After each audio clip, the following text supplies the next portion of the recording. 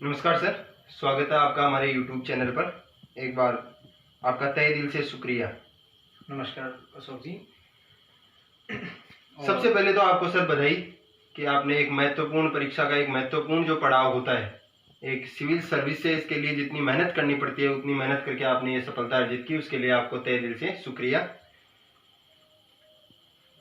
जब पढ़ाई की चर्चा करते हैं तो सबसे पहले अपन उस पढ़ाई करने वाले जो छात्र होते हैं जिन्होंने इस महत्वपूर्ण परीक्षा को पास किया या किसी भी छोटी या बड़ी परीक्षा को पास किया है, तो उसके सबसे पहले बैकग्राउंड में थोड़ा सा अगर जान ले, उसकी स्ट्रेटेजी क्या थी, उसने पढ़ाई अपने समय में कैसे की, कैसे उसने टाइम को मैनेज किया, तो सर आप हमारे छात्रों को थोड़ा बहुत बताएं अपने बारे में।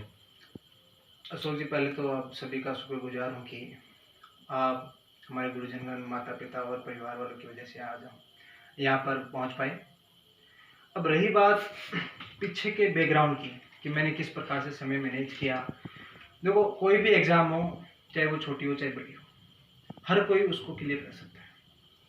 अभी आपने देखा होगा कि यूपीएससी में भी एक प्रदीप सिंह था, बिल्कुल सर। जो कि उसके पिताजी भी पेट्रोल पंप पे काम करते थे। बिल्कुल सर। और उन्होंने मध्य प्रदेश का रहने वाला था, तो उन्होंने अपना आईएएस क्लियर किया है, अबाउट 25th रैंक है।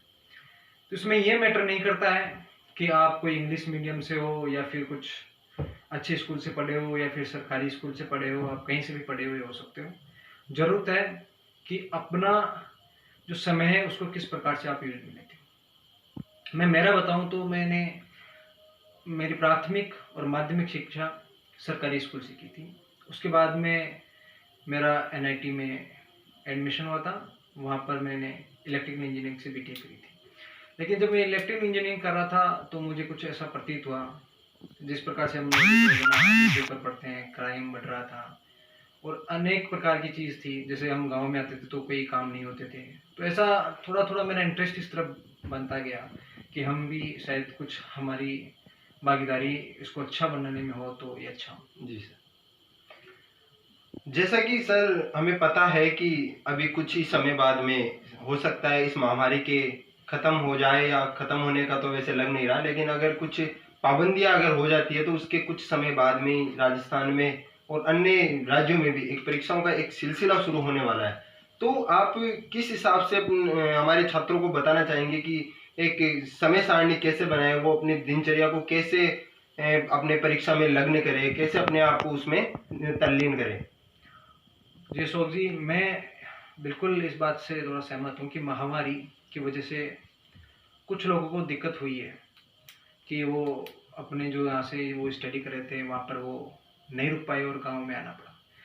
लेकिन देखिए, ये महामारी है वो सभी के लिए है। ऐसा नहीं है कि वो अमीर के लिए है और गरीब के लिए नहीं है, गांव के लिए है और शहर के लिए नहीं है, सभी के लिए है। अब आने वाली जो परीक्षाएं होंगी, पिछले 6-7 महीनों में जो हो जाती है वो सारी की सारी एक साथ आने वाली है। मेरा मानना यह है कि आप परीक्षा के कंटेंट तक ही रहे, परीक्षा के सिलेबस तक ही रहे, इससे बाहर नहीं निकले। आप सिलेबस तक रहिए, और ज़रूरी नहीं है कि सिलेबस भी पूरा हो। ये ज़रूरी नहीं है कि हमें 100 में से 100 मार्क्स लाने। जी जी। आप 80% भी कर लोगे तो भी आपका एडमिशन हो सकता है, इसमें वो नहीं है। आपको इसके लिए कुछ अपने ही छोटे मोटे काम है उनको त्यागना पड़ेगा और थोड़ा कंसंट्रेट होकर के इसमें स्टडी करनी पड़ेगी। आपको बता दूं अशोक जी, कंपटीशन बहुत ज़्यादा है। आप ये मान लीजिए कि 1000 लड़कों में से कोई एक बंदा सिलेक्ट। बिल्कुल सर, बिल्कुल। तो उसके लिए आपको थोड़ा स्ट्रेटेजिकली चलना पड़ेगा। आपको इस बात का पता होना चाहिए कि यूपीएससी किस बेसिस पे अपना पैटर्न चेंज करिए, किस तरह से वो पैटर्न चेंज कर रही है, कौन सी चीज़ें पहुंची जा रही है, आजकल पूछते हैं क्वेश्चंस पेपर में, और कौन सी चीज़ें नहीं पहुंचती रही। हर बार कुछ न कुछ यूपीएससी एक अपने को भी मॉडिफाई करती है, अपडेट करती है, और जो रिक्वायरमेंट ऑफ एग्जाम होती है उसके बेसिस पे वो पेपर बनाती है। तो हर पेपर, चाहे वो पटवार का हो, चाहे फिर अभी कांस्टेबल के भी आने वाली है, तो कोई सी भी हो, तो उसके लिए एक अलग से पैटर्न होगा और उसको मद्देनजर रखते हुए करना पड़ेगा। जी धन्यवाद सर। जैसे कि हमें पता है कि आपका बैकग्राउंड वो इंजीनियरिंग क्षेत्र से रहा है, तो आपने कुछ समय प्राइवेट सेक्टर में भी बिताए और बहुत ही अच्छी कंपनी में आपने काम किया, तो उसके बाद में जो आपका इस सिविल सर्विसेज की ओर जो रुझान बढ़ा, उसको देखते हुए मैं आपसे एक बात पूछना चाहता हूँ कि आपने इंजीनियरिंग के समय या अपने जॉब के समय इस पढ़ाई को कैसे मैनेज किया और किस प्रकार से इसको महत्व दिया? जी अशोक जी, सही बोल रहे हो आप। जब आप जॉब करते हो तो आपको 8-9 घंटे पर डे ऑफिस में देना होता है। जी। तो इसके लिए आपको ज़रूरत है थोड़ा प्लानिंग करने की समय की, कि आप समयबद्ध रहे। जिस प्रकार से मैं सुबह 6 बजे उठता था, उठने के बाद में आधे घंटे में जो भी काम करना होता था वो करता था, उसके बाद में लगातार मैं 2-2.5 घंटे लगातार पढ़ता था विदाउट एनी डिस्टर्बेंस।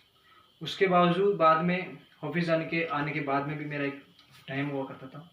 ऑफिस आने के बाद में मैं अपने आप को थोड़ा रिलैक्स करता था आधे घंटा, उसके बाद मैं पढ़ने बैठ जाता था। तो इस प्रकार से आपको एक शेड्यूल बनाना ही पड़ेगा, और शेड्यूल बना करके उस पर अडिग रहना सबसे महत्वपूर्ण बात।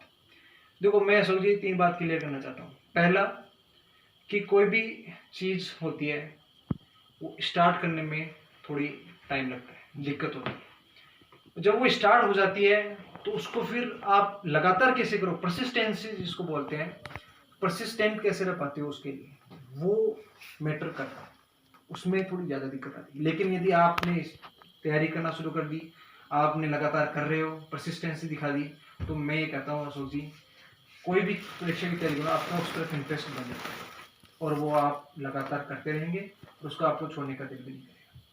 धन्यवाद सर, एक बार फिर आपने अपना जो महत्वपूर्ण और कीमती समय हमारे विद्यार्थियों के लिए और हमारे लिए जो महत्वपूर्ण समय निकाला, उसके लिए आपका पूरी टीम की ओर से तहे दिल से शुक्रिया।